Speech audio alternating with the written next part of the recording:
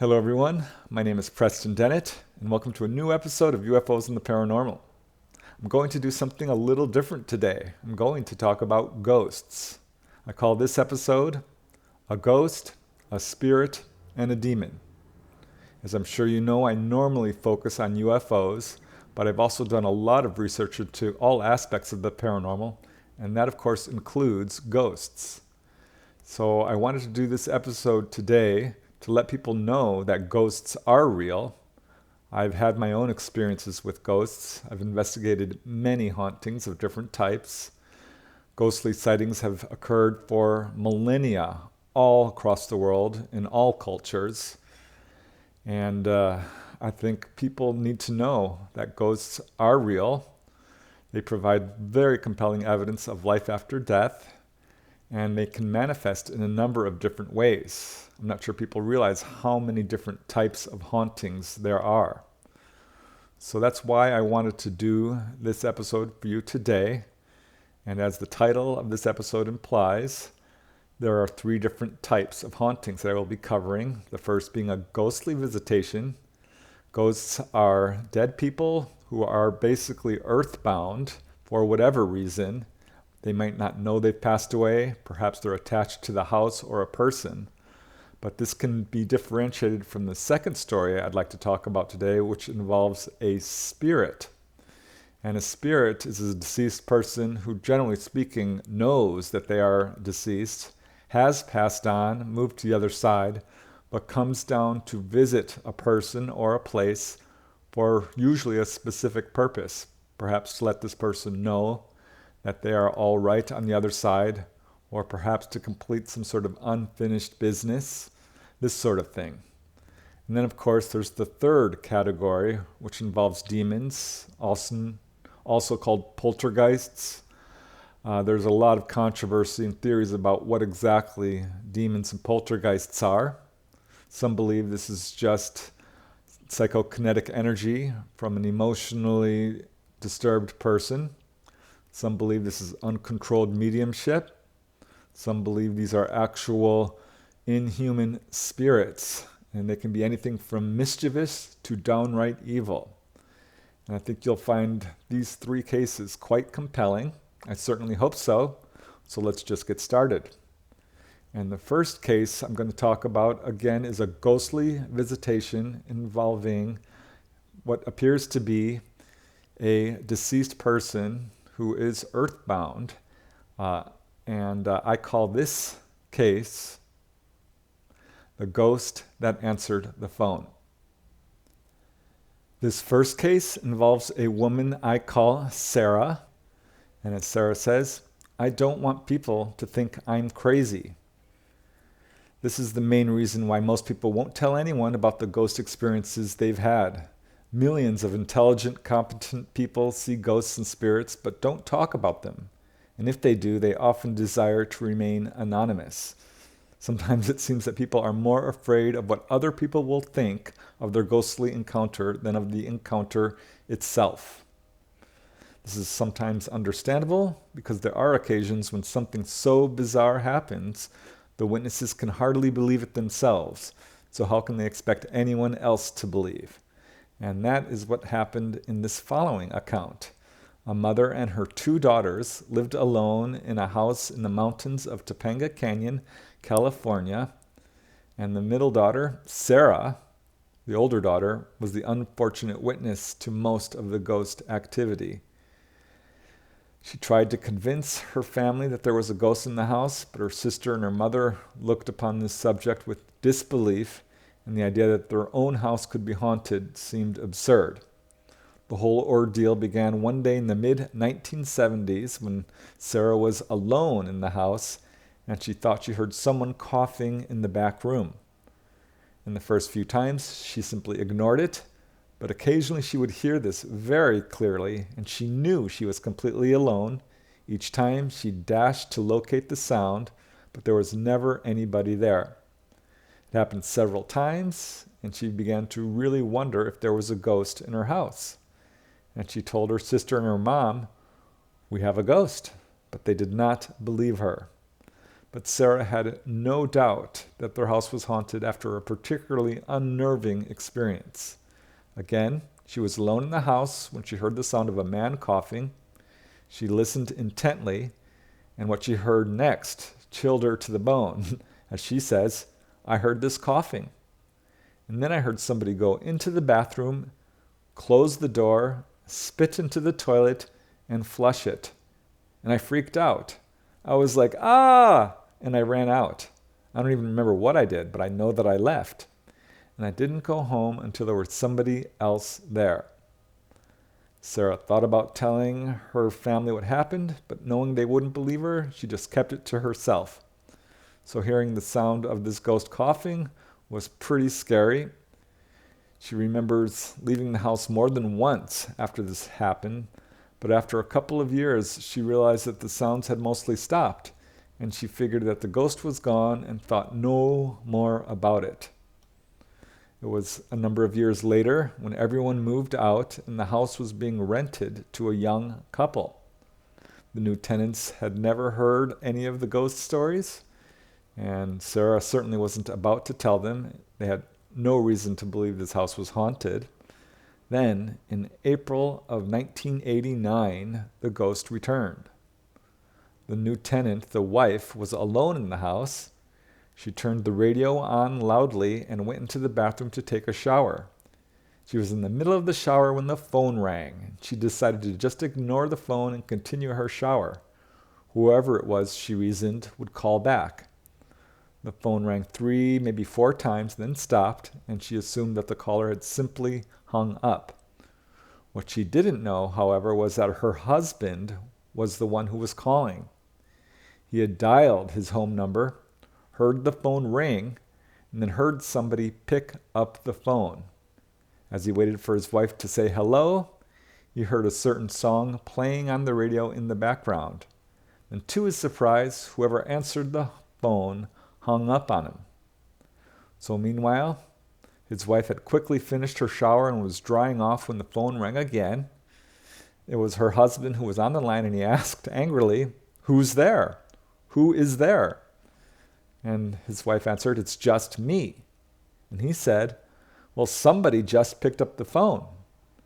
And she said, "No, you must have dialed the wrong number." And he disagreed. He says, "No, I hear the same song playing on the radio." So this was proof that he had, in fact, dialed the correct number. His wife told him that she had heard the phone ring, but assumed that whoever it was had hung up. But he said that it was he who had just called, and somebody else answered the phone and hung up on him.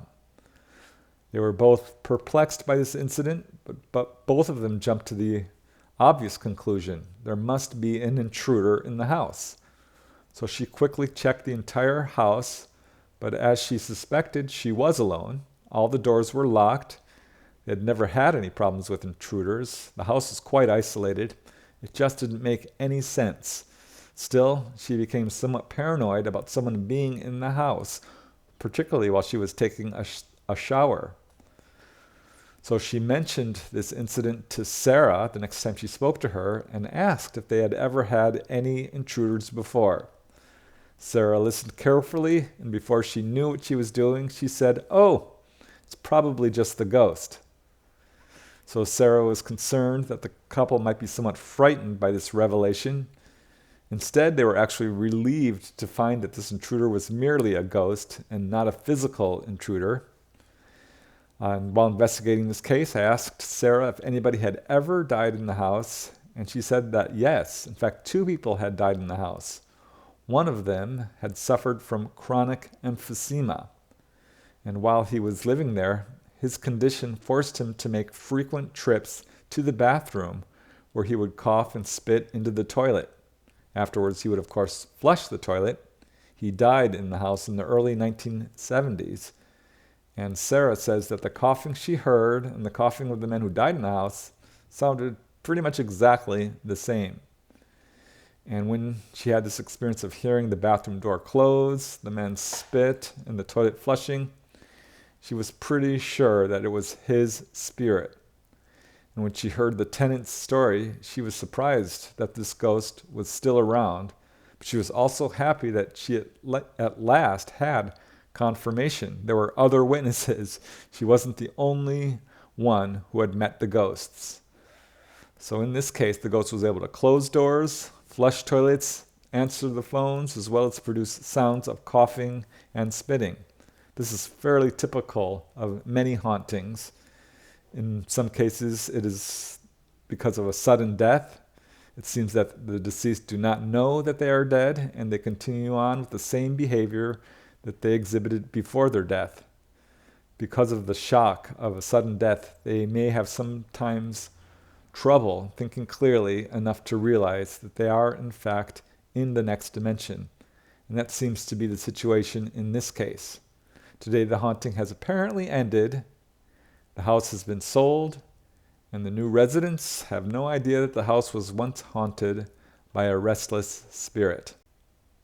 So that's quite an interesting case. What I like about this case is it shows how a ghost is able to manipulate the environment in a number of different ways, physically moving objects. Also, they know the identity of this ghost. It's a multiple witness case. It's a very interesting case. And there are many cases of ghosts that have answered phones. So that's why I wanted to present that particular story to you today. And now we move to the second case, which involves a spirit visitation. And again, spirits are deceased people who know that they are deceased, have moved on, but sometimes come to visit people for various reasons. And I call this case a hand across death. While many ghosts are people who aren't aware that they have died, this is not always the case. Some ghosts know perfectly well they have died, and we call these spirits. These usually appear, as I said, because they have a purpose, some unfinished business to resolve. This could be anything from revealing a hidden will, to exposing the guilt of one's murderer, to letting someone know that they are okay on the other side. In the following case, it was unrequited love that caused a spirit to return from the other side. While many spirits manifest in the form of apparitions, odors, or unexplained sounds, this spirit was actually able to leave physical evidence of its presence. The main witness in this case is Connie Lopez. She is the mother of 3 grown children. At the time of this case, she worked full-time and lived alone in her home in West Hills. This is in California. She had never seen a ghost before in her entire life, but all that changed in September 2001. As Connie says, "This is what happened. I got up as regular, the everyday normal thing, to go and get ready for work. The first thing I did was to go into the shower, and when I opened the door, I saw a handprint, an oily handprint on the tile. And I was in shock because of the fact that I don't like anything dirty or greasy in the house. And to see that handprint on the tile, it just got me really scared because I thought somebody was in the house. It was really strange.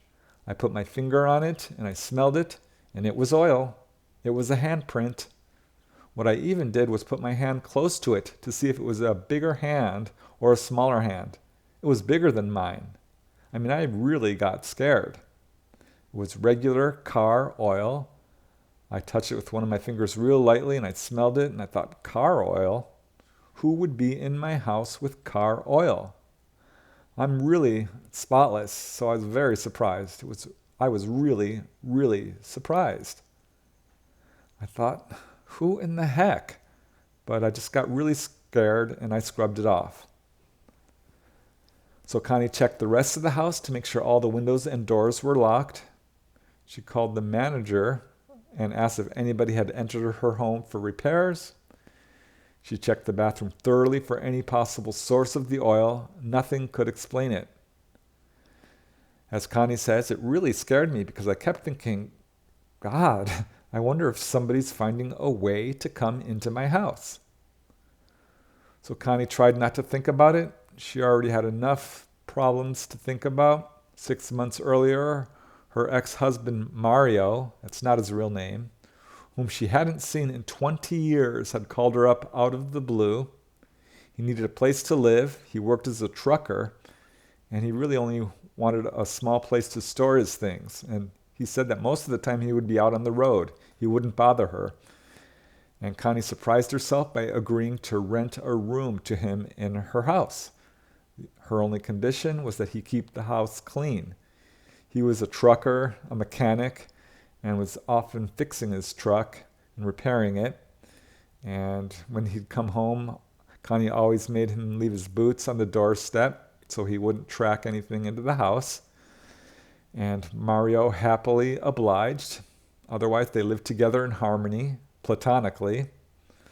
Mario, however, never wavered in his love for Connie.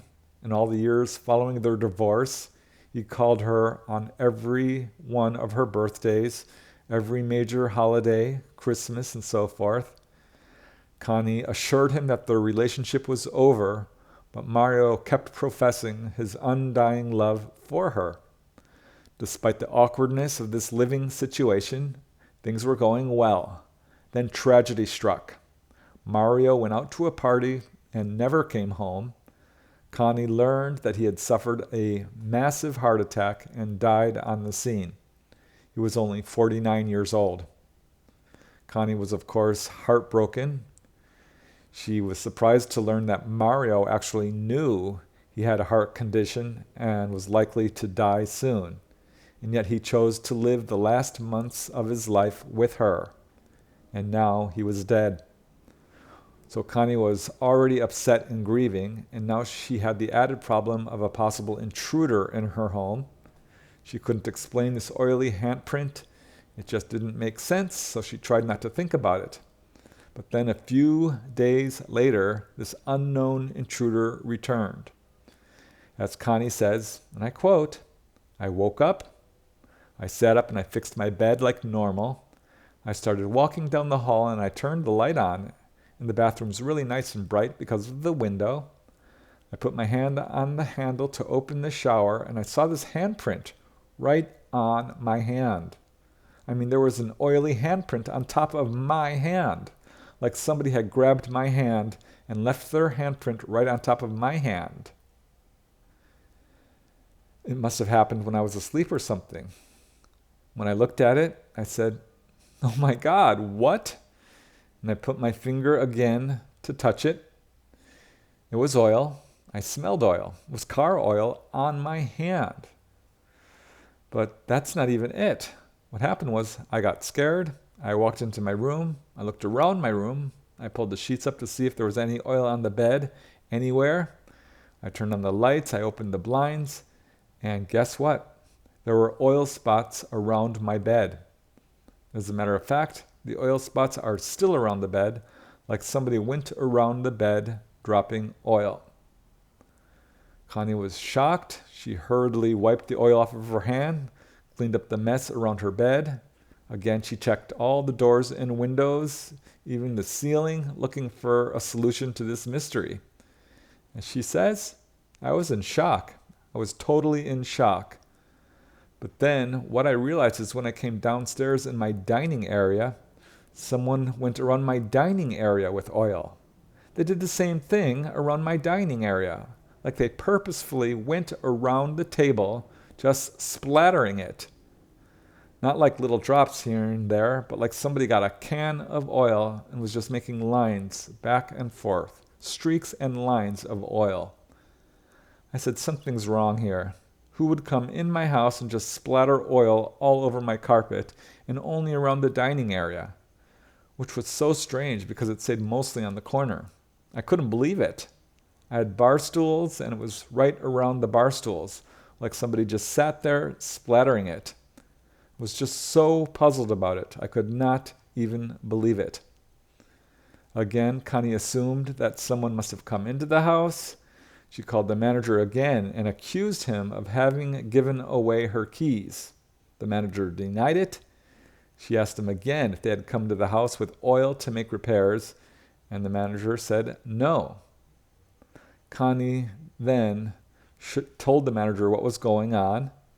The manager was as mystified as she was and assured her that it wasn't the building and it wasn't him. The carpet itself was new. So there didn't seem to be any explanation. So Connie began the difficult task of cleaning up this oil, and this is when she had a sudden revelation. She remembered doing this before, having to clean up oil stains on her carpet. In fact, over and over again, Mario would come to the house with his oily hands, his boots and clothes, and leave oil stains all over the couch, the floor, the counters, wherever he touched it. It infuriated her, and she knew it. So as she's cleaning up this oil and thinking this, chills started to race down her spine. All the pieces fell into place. Mario's obsessive love for her, his profession as a truck driver and a mechanic, Connie's obsessive need for cleanliness, Mario's death, her devastation at his death, and now all this oil all over her house. The handprint in the shower, the handprint on her hand. The answer was so obvious that she was surprised she hadn't thought of it sooner. It was Mario. This was Mario's ghost trying to get in contact with her, trying to communicate to her that he was all right. As Connie says, he was a truck driver. He was always messing around with oil, always. He was fixing his car, cleaning his truck, and I always used to tell him, you need to take off your boots outside. Do not come in the house with your boots because they're full of oil. And that's when it dawned on me. I kept thinking to myself, oh my God, I was so scared. But it really honestly happened. It happened to me twice. And I can't believe when I was looking for the oil, why would somebody put oil all around my bed and to put oil all around my dining area?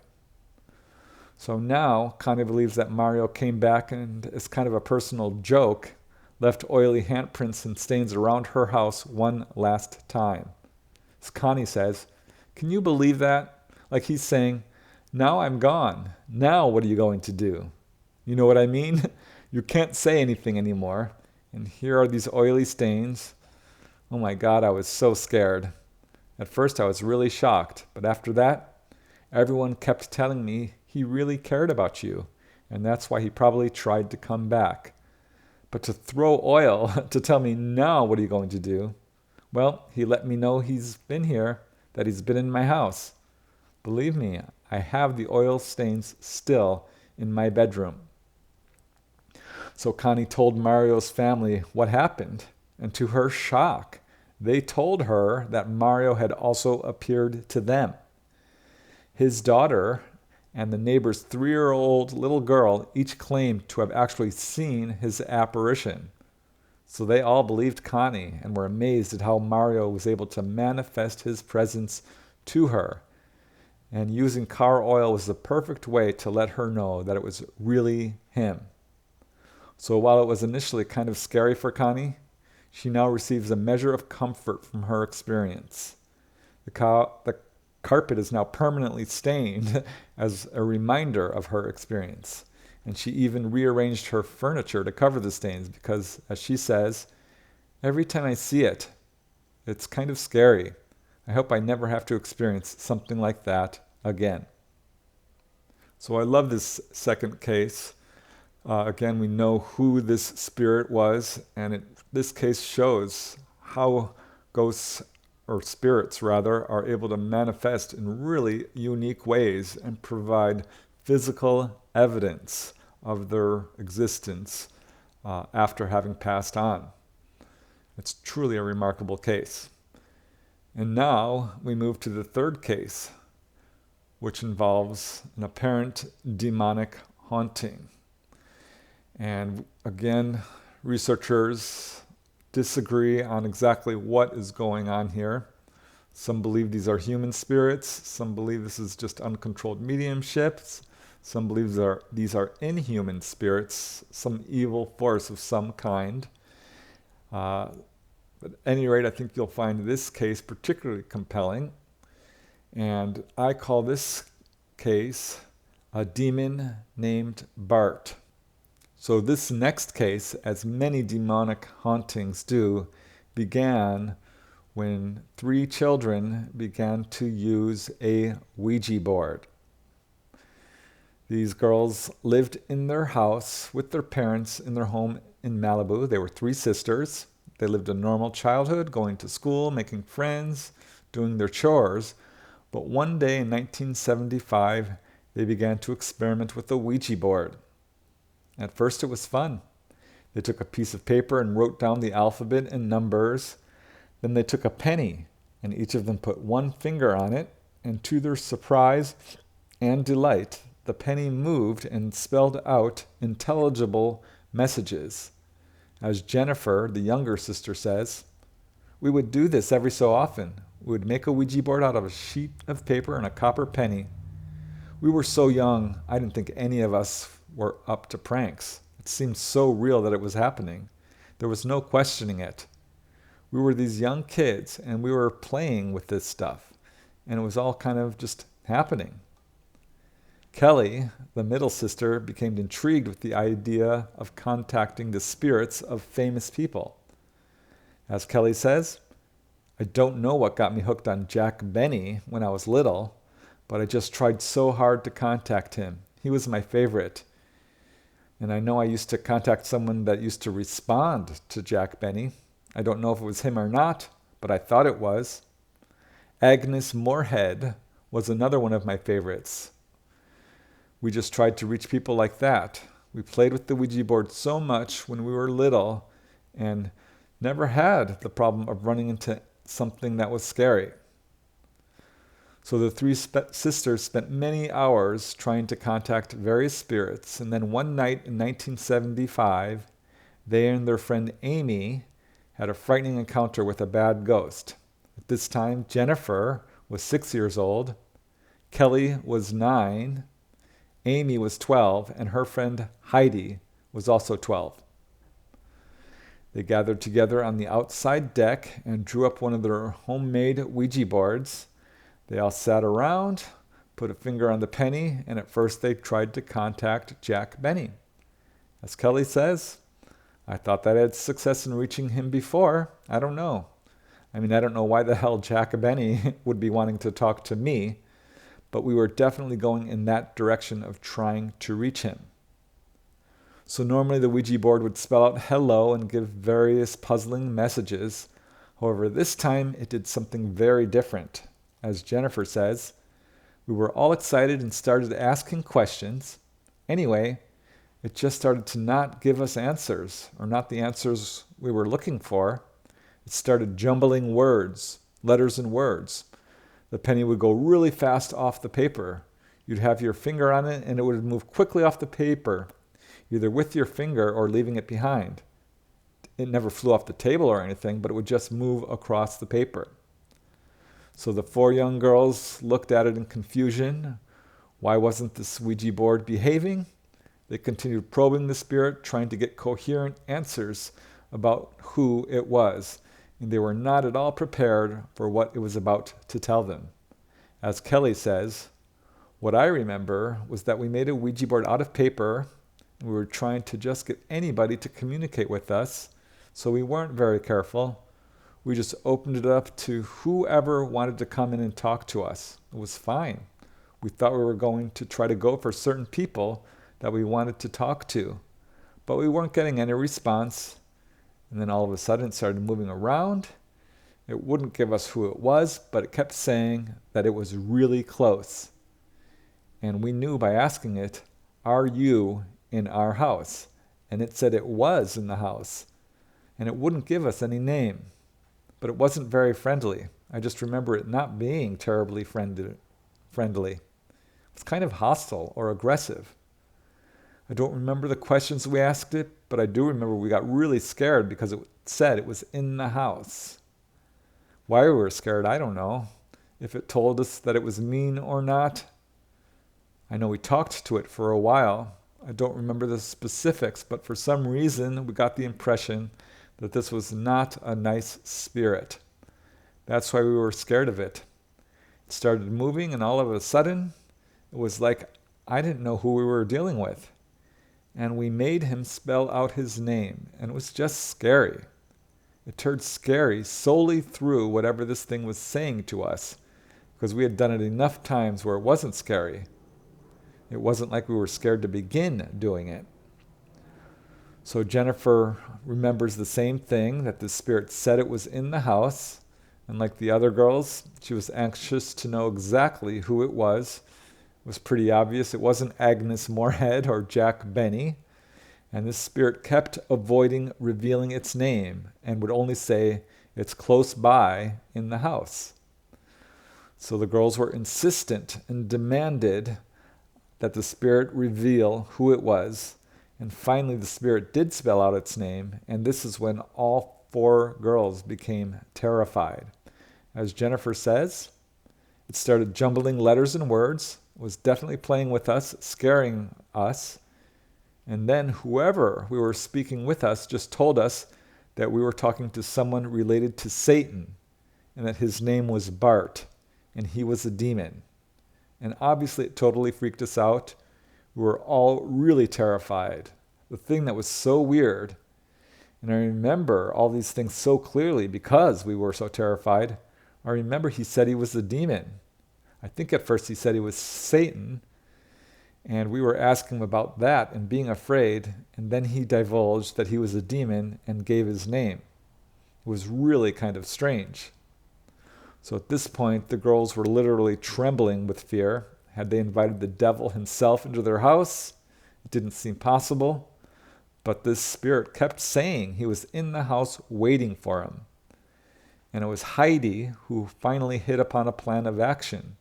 As Jennifer says, what ended up happening is he said he was in our house, and Heidi told us the only way to get rid of the spirit is to burn the Ouija board. So my older sister Amy was hysterical and grabbed me, and we went outside and grabbed one of the dogs. The 4 of them decided that Kelly would go in the house and get matches to burn the Ouija board. They had several dogs. One of them was a young Doberman named Gandalf. And as soon as Kelly opened the door, Gandalf ran excitedly into the house and started barking furiously at somebody or something. Kelly ran after the dog. She had no idea that she was about to come face to face with this demon. As Kelly says, we decided we had to burn the Ouija board. This is what our friends said. We had to get rid of the spirit and just break the connection that we had invited to have in our house. So somebody had to go inside and get the matches, and I was volunteered. I don't know why.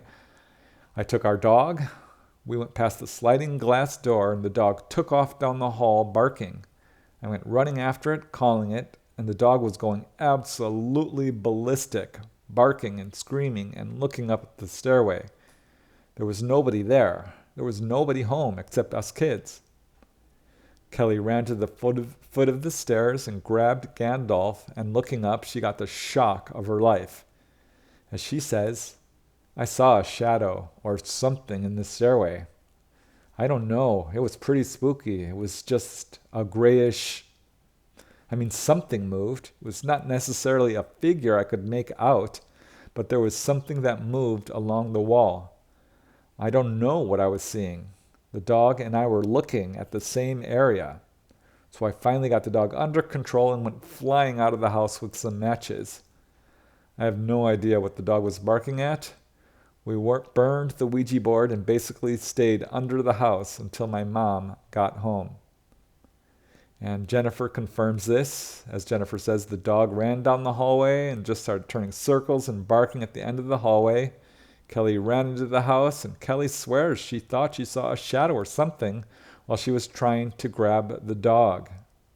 We burned the Ouija board, and we just sat outside, and my mom came home. So their mom comes home and finds all the girls under the house cowering in fear. The girls quickly spilled out their story, and as Kelly says, she came in, walked around the house, and there was nothing. The dog was fine. But when we walked in the house, it kind of walked around. We took it to the stairway, and nothing. So I have no clue what was going on. I don't know what led it down the hallway to bark other than thinking that something was there. Kelly tried to shove the incident out of her mind. She says, "I don't have a real vivid memory because of the dog situation, and being in the house pretty much scared me to death. So about all I remember from that day is being the one suckered to go inside." So after that incident, The mother sat them down and explained to them all about the spirit world. It turned out that their mother had had a number of ghost encounters. The family had a rich history of psychic activity, and apparently the mother had some mediumistic talent. Their mother, whose name is Ardell, had several experiences with ghosts, so she totally believed her daughters. However, later, Ardell would have a terrifying encounter in this house, apparently involving this same ghost. And it's important to note that Ardell had also used the Ouija board. And one evening, she went to bed normally, but in the middle of the night, something woke her up and tried to pull her out of bed. As Ardell says, I was alone in the house, I was upstairs in my bedroom in bed, and all of a sudden, somebody was trying to pull me out of bed. I remember grabbing onto the sheets and yelling. I had a Doberman at the time. She must have been about 11 when this happened. She was asleep at the end of the hall. I remember she was a very sound sleeper. I had been delving into psychic phenomena, and I immediately figured that somebody was trying to make contact with me, but I couldn't understand why I was being pulled out of bed. I said, "Get your hands off of me." I remember I held onto the sheet and was grabbing at the bed so that I wouldn't be pulled onto the floor. That was so distinct. What I felt was like two hands pulling at me, like somebody had the back of my nightgown or something and was pulling me.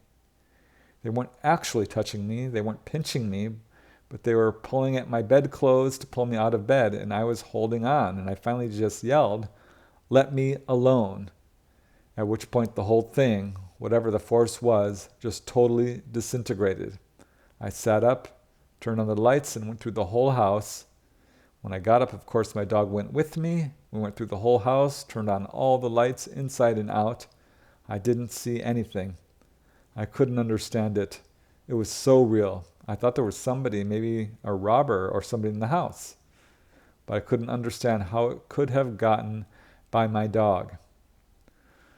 So Ardell found that quite frightening, assumed it was just a singular incident, but it was just a few weeks later when she had another very bizarre experience when she distinctly heard somebody calling her name.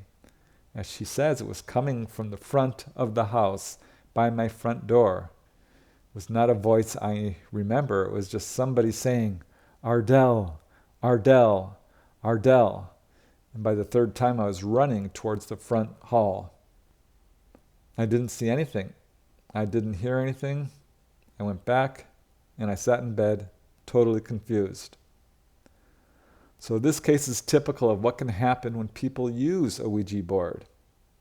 It appears that the ghost is able to manifest more easily when people use a Ouija board. However, they had used the Ouija board for quite some time without ill effects. And as it turns out, Ardell and Kelly in particular are both very psychic, have had out-of-body experiences, precognition, and Ardell has had several ghost encounters. So perhaps this is uncontrolled mediumship. Perhaps by using the Ouija board, they invited an evil spirit into their home. They're not sure, but the good news is the haunting ended. They have suffered no further negative encounters. However, with their track record, it's likely they will probably see ghosts again. So those are the three cases I wanted to present to you today. I did write about these cases in my book, California Ghosts, True Hauntings in the Golden State. And I wanted to present these three cases again to provide good evidence that there is life after death, that ghosts are real, and to let people know that there are many different types of hauntings and that ghosts can manifest in a wide variety of ways. So it's not just these three types of hauntings, a ghost, a spirit, and a demonic haunting. There's also another type of haunting called a residual haunting, which is basically just echoes of people who have passed on. But that's a story for a later time. I'd like to thank you all for watching. I truly appreciate it. I hope you're doing well. And until next time, keep searching for answers. And most importantly, keep having fun.